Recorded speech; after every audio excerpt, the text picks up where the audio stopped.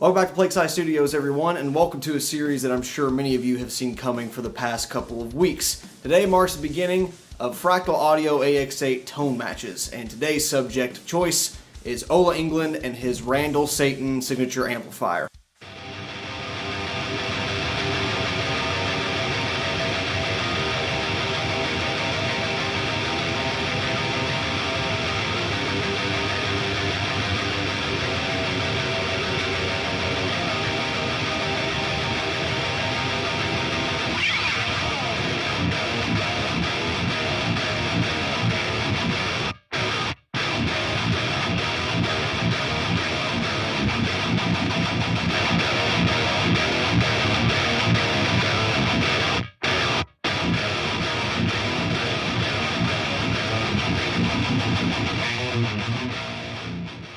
Many of you are probably familiar with the name Ola Englund. He's a big Swedish YouTuber that got his break by reviewing a bunch of guitar amplifiers and gear over the years.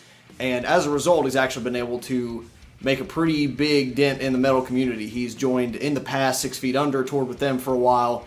He's currently part of the Haunted, and of course he still keeps up with his personal band, Feared. And in those bands, he plays a lot of his own signature gear, one of which is the Randall Satan amplifier. Now what makes this video in particular so cool to me, apart from me being a really big fan of Ola Englund and his tone, is that the Randall Satan, nor any other Randall amplifier for that matter, is actually modeled in any of the Fractal Audio products. So that means that we're going to have to build the Randall Satan from more or less scratch. And not to toot my own horn, but I think I've done a pretty decent job of doing it. More so than some of the other attempts by other members of the community that I've heard. Not to say that there's not really good patches out there, but just by A/B testing my own model compared to some of the recordings that are on Ola's channel, I think I did a pretty decent job. Of course, it would be the way that I would dial in a Satan. That's why I'm going to leave this patch available for download for you guys to tweak to your own heart's desire. But I'm also going to walk through, show you my process, show you what I was thinking.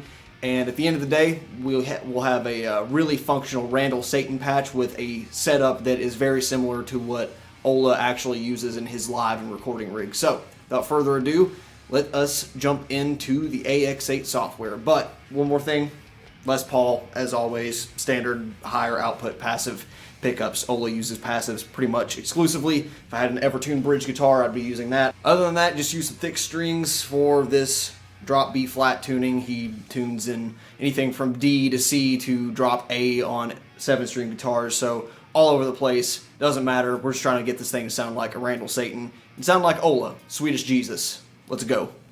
So upon booting this patch up, this is what you should see. This will be available for download below in the description off of Dropbox as always. To go over a few quick things here, there are 3 scenes. This one is the main rhythm scene. Scene 2 is lead. Scene 3 is clean. And I'm only using the X in the cab, and the enhance is not turned on at any point, but you can change that any way you'd like. So there are a couple blocks that I know Ola uses on his AX8 when he uses the 4-cable method with his Satan. So I put the amp block about where it should be in accordance to that setup. But we are missing wah and a pitch block that's sometime after the amp block, and that's because I don't have an expression pedal to use with it at this time, but you could easily add it when, if ever you want to. As far as the input gates go, this is the kind of stuff that you might want to set up on your own. I have it set up for this Les Paul, which is a bit noisy, but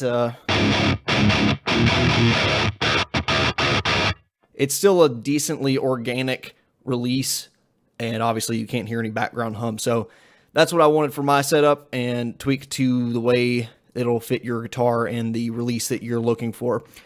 Now for the star of the show, the amp block. This is the one I'm really excited to talk about because there is not a single Randall amplifier that has been modeled in the 250 plus amps that you see here on this screen.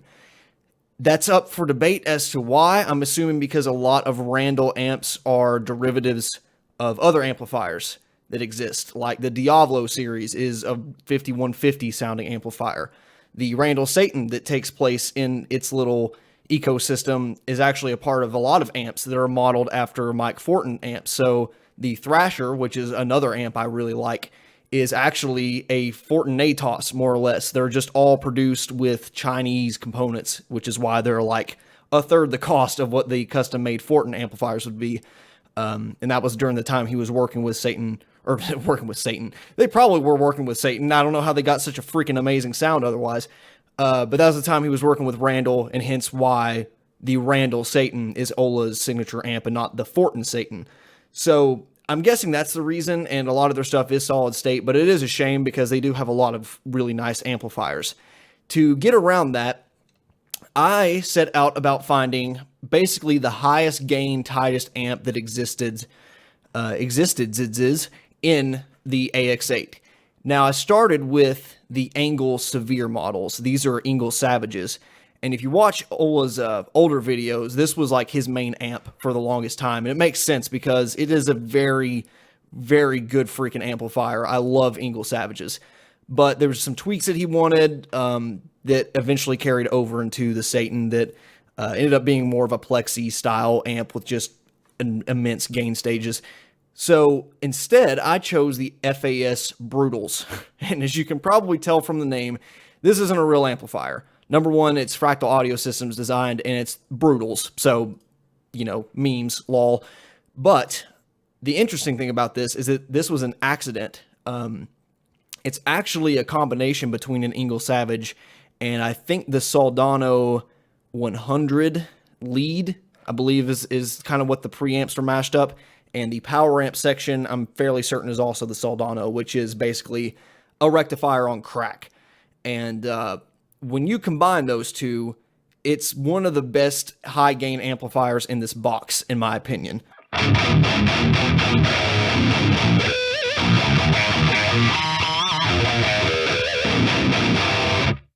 Now, that sounds good, and you might think, well, it's cool, but it's nothing special. I would draw your attention here. I don't have the drive block engaged. This is all off the amplifier. It is so high gain and so tight that you don't even need a drive block, which is exactly how the Satan operates. And there are some other tweaks that I put in it to make it not only sound more like the Satan, but actually dial in and behave more like the Randall Satan. So for some way, somehow, two of the amps that Ola really likes happens to be the dual rectifier, which is very similar to the Soldano. They have very similar preamps. And the Engel Savage, when combined, sound a lot like the Satan, which is pretty cool. So here on the basic screen, input drive is really not that high. 7 out of 10. And I don't even know if the scaling is linear or logarithmic, but not that high. Bass and mid is close to middle. As a matter of fact, I started out with middle, but this is kind of how I would dial it in personally. Treble at 666 because, memes. Presence bumped up a little bit. I wanted to keep the power amp presence and depth fairly, centered for that reason. But down here's when we start to get to some of the more interesting stuff.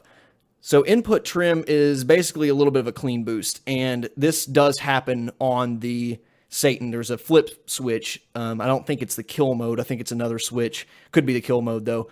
That adds just a little bit of decibel boost, and so that's what I'm going for here.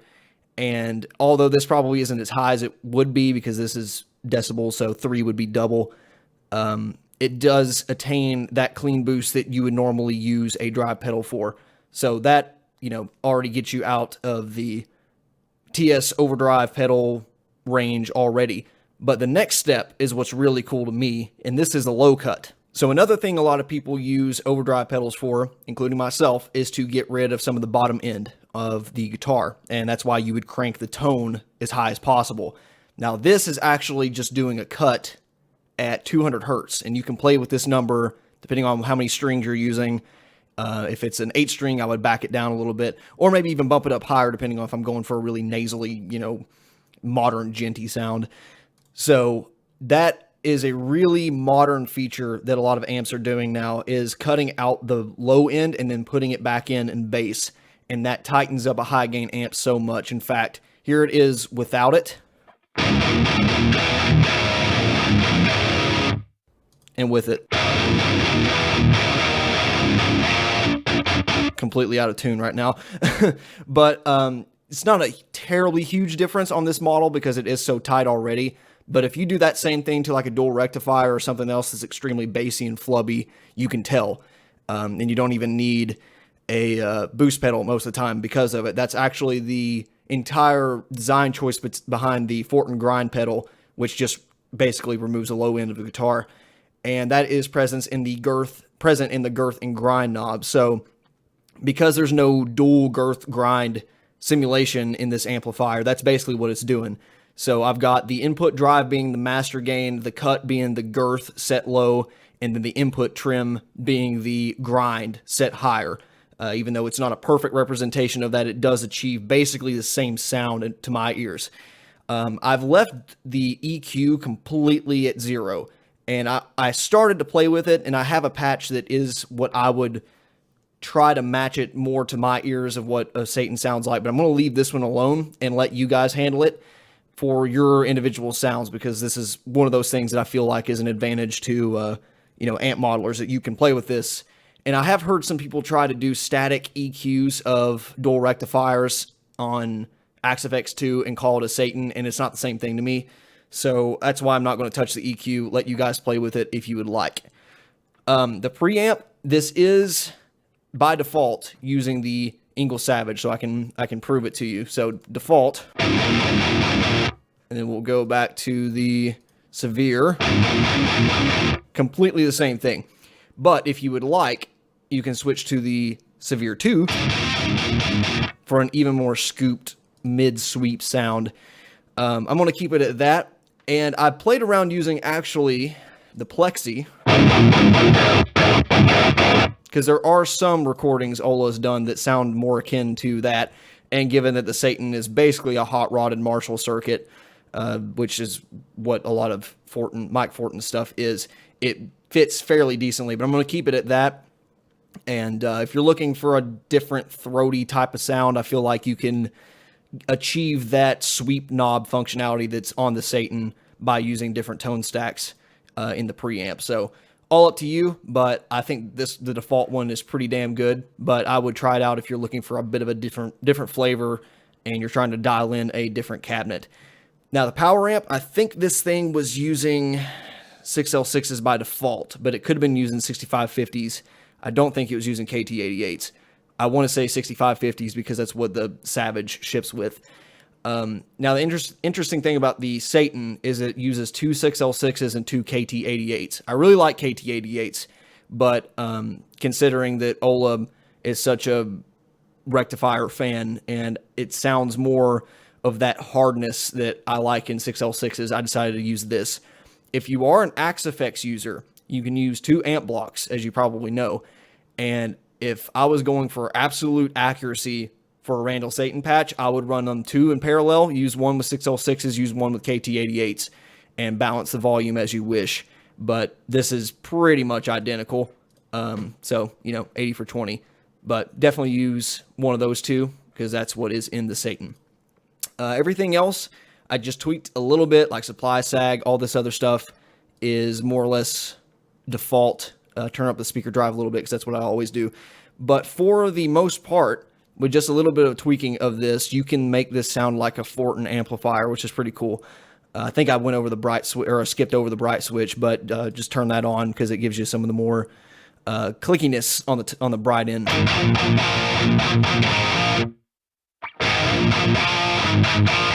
Beautiful. Love that bright cap. So that is the Randall Satan Dirty channel. And I also have on the Y, the closest thing I can make to a clean channel using the USA Clean, which is a Mesa Boogie Mark 1, I'm fairly certain. Because, like I said, there's no Randall model, so you got to make it up as you go. And it's a bit twangy, and that's kind of what a lot of Ola's clean stuff sounds like. And when we go to the next scene, you'll see why I chose that. These we'll get to in a moment. It has an effects loop going out, so you can use it with a real cab.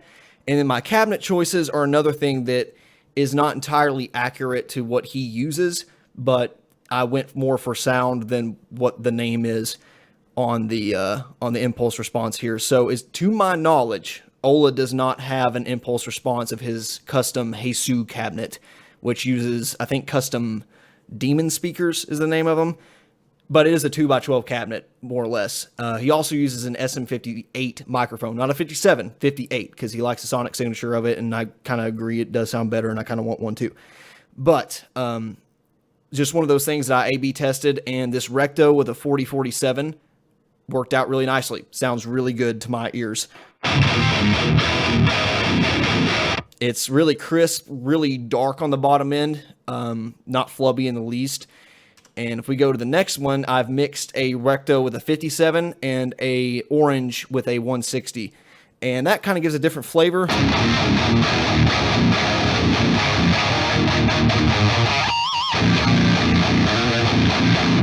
I have heard a little bit of Ola's stuff that kind of sounds mushier, I guess would be the way to put it. And I think that fits the bill fairly well. But if you can get your hands on a custom Heisu impulse response, feel free to use that. I'm going to try my best to stick to the stock impulse responses that are in the AX8, though, to make sure you guys don't have to fool with that. And I don't have to fool with it, because they are really good and really serviceable. So this was a case of it sounds closer to the real thing. I don't really care what mic and cab they were using. So yeah, that's scene 1. We got our standard heavy metal sound. So let's go to scene 2. So scene 2 is the lead.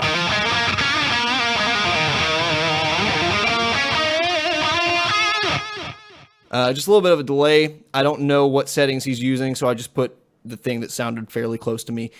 Also got the drive pedal engaged, which would be the kill mode on 666 on the Satan, to give it a little bit more, a little more saturation in the gain.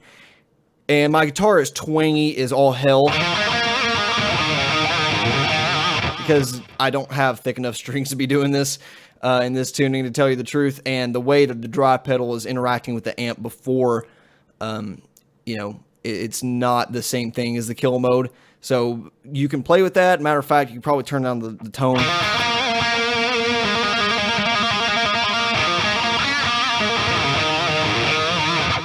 And it's a little better, but, because. So feel free to play with that. You could probably just mess with the trim on this thing and get a fine lead tone.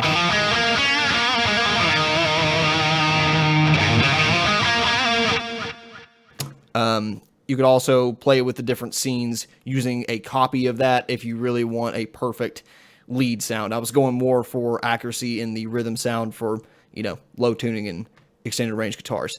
Then finally, on the last scene, this is the clean.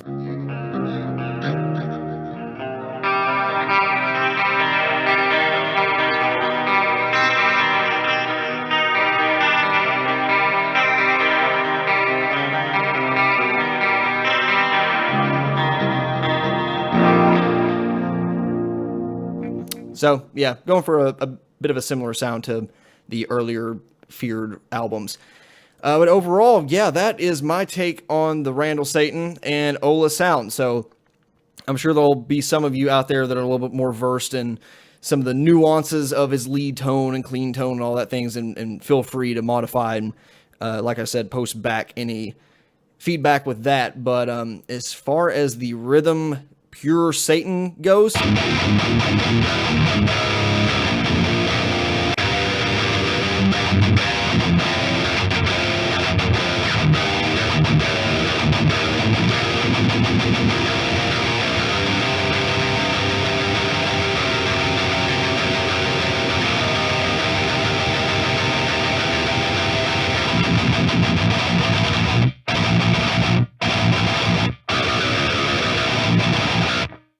I'd say it's pretty damn good for, only screwing around with this for a couple hours.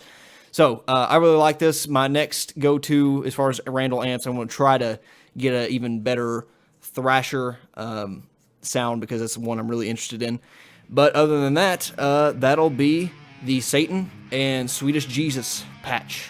Hope you enjoyed that. If you have any tweaks on this patch of your own, please do share them with me, and I'll take any other comments or suggestions for upcoming videos. Do have quite a few in the pipeline, but I wanted to get this one done first because I think it's a pretty cool challenge, trying to make a tone match of an amp that doesn't actually exist in the hardware. Also, anything with free VSTs, that's also still in the pipeline. I'm just trying to roll them out in a logical time frame. So yeah, that'll be about that, and we will see you next tone match video, hopefully sooner rather than later. Thanks for watching. Bye.